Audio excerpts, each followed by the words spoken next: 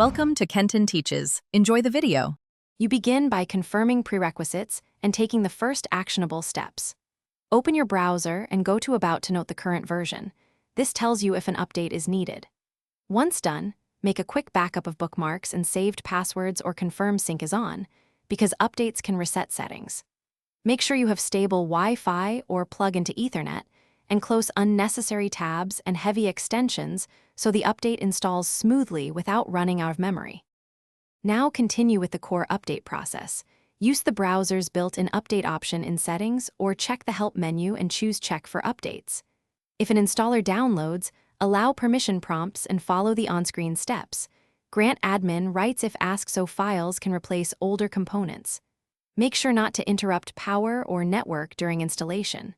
Once the installer finishes, the browser often prompts to restart. Do that. Also, confirm Auto Update is enabled so future patches install automatically.